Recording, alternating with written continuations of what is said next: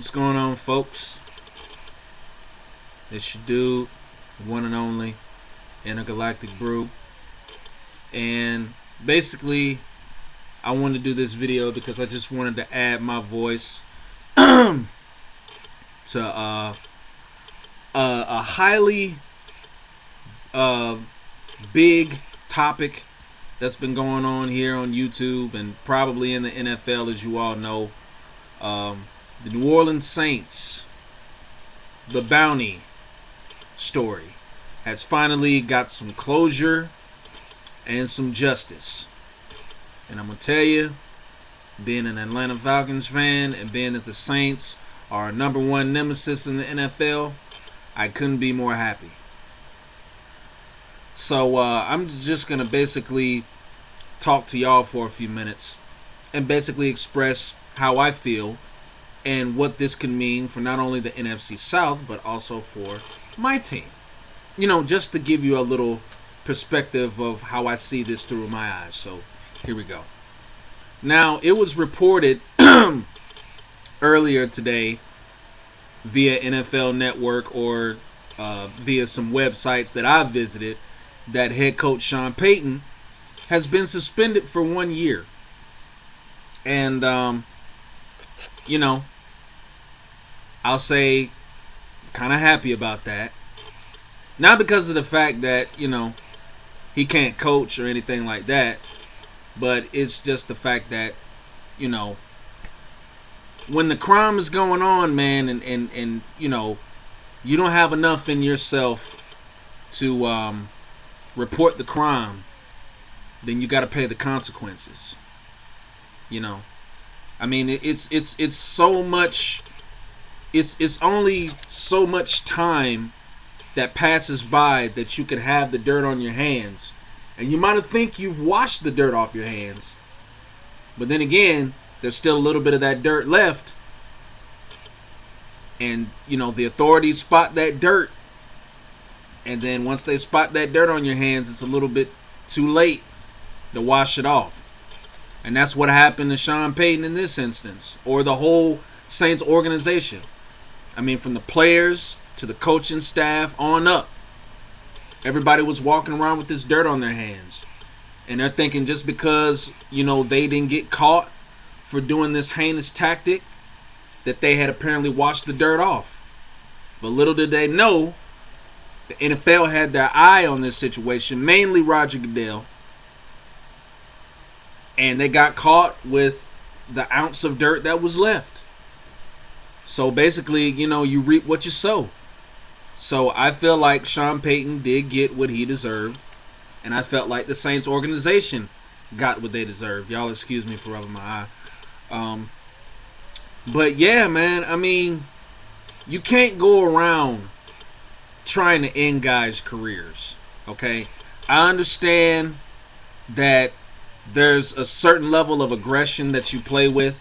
And yes, you are supposed to be physical, because football is a physical sport. Yes, no doubt about it.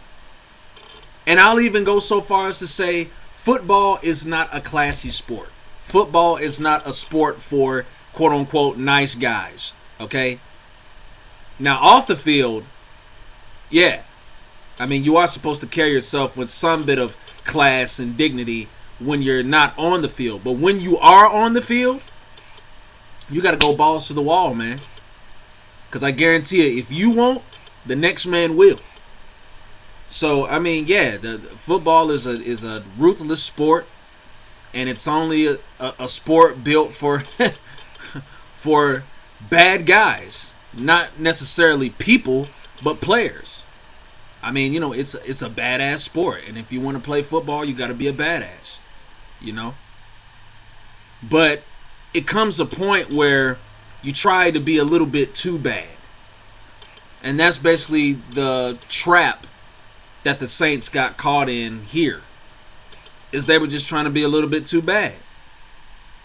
I mean, you know, if you're hitting a guy after the whistle and you see the guy's already down, come on, it's uncalled for. Or if you're trying to aim for a person's ankle and the top of their temple. I mean, come on. I mean, yeah, I know NFL players complain about, the helmet to helmet contact, and, sometimes it's unintentional. I mean, some players don't intentionally tend to do a helmet to helmet hit, but then again, sometimes it just happens in the heat of the moment, and it all depends on the technique and where you're trying to aim your shoulder or your forearm when you're about to deliver the hit. That all depends. So if your technique is right, and if your form is right, and if you know that you're trying to aim for either that person's waist or maybe even, their shoulder or chest, then okay.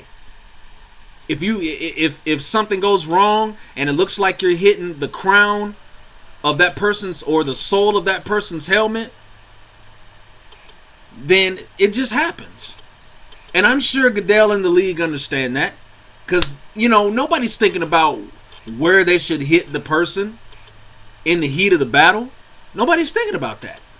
People are only thinking about stopping that person from making that play of either getting that first down or scoring that touchdown. Bottom line.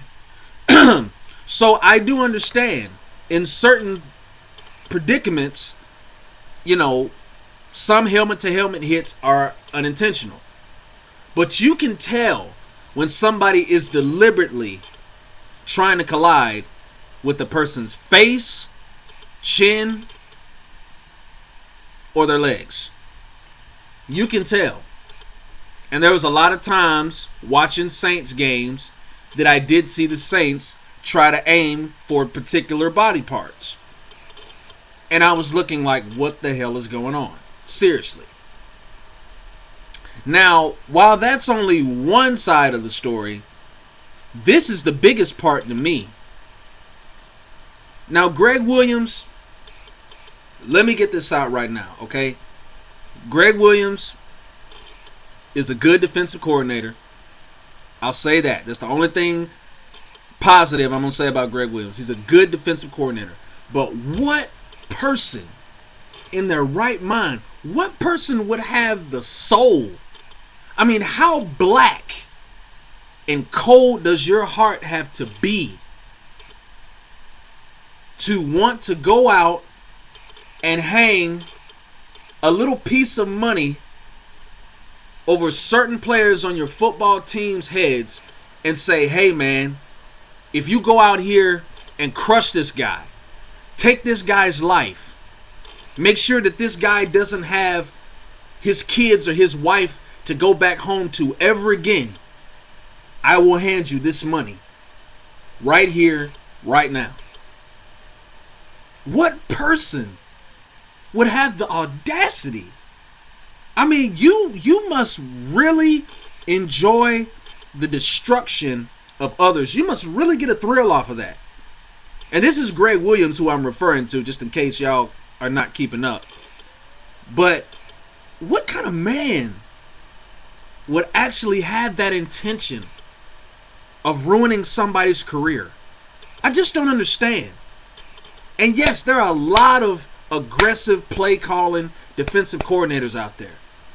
I mean, even the Green Bay Packers. The Green Bay Packers are probably one of the most physical defenses I've ever seen, along with the Pittsburgh Steelers and the Baltimore Ravens. Okay, but even with them, I just can't imagine their defensive coordinators, as physical and as aggressive as they are, I cannot imagine their defensive coordinators actually going to players, pulling out a handful of money and saying, hey, if you go in this guy's career, possibly in this guy's life, I will reward you with this money. I just don't understand. I mean, did Greg Williams have like a bad childhood when he grew up? Was he betrayed by a lot of people?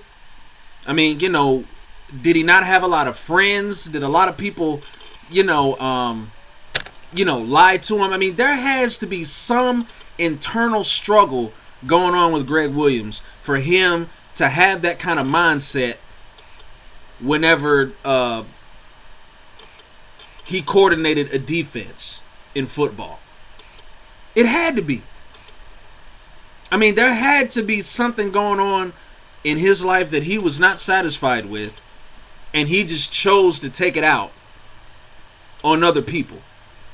Because when it's all said and done, y'all, football players are human beings. They love to go out to eat like you and I. They love to go to the shopping mall like you and I. And they have families like you and I. So I'm just saying, like, it had to be some type of internal struggle going on with Greg Williams for him to even want to develop that type of plan or even a plot of that nature to want to go out and take somebody else's life, take somebody else's career that they busted their butt for to get to the NFL and play on this level. Somebody of that caliber wants to take that away from him. I just don't understand. I really don't. But I'm glad justice was served. Hopefully this will brutally humble Greg Williams. And whenever he does come back, whenever that may be, hopefully he'll be able to figure out the fine line between aggression and manslaughter, I guess. Whatever you want to call it. But hopefully when he comes back after this long hiatus, hopefully he'll be able to figure out the difference between the two. Because apparently all these years he hasn't. And if he still can't get it right when he comes back, he just needs to be out of the NFL, period. He needs to go get another job. Maybe he needs to go be a bounty hunter himself. Since he likes organizing bounties so much, maybe Williams can go be a bounty hunter himself. I don't know.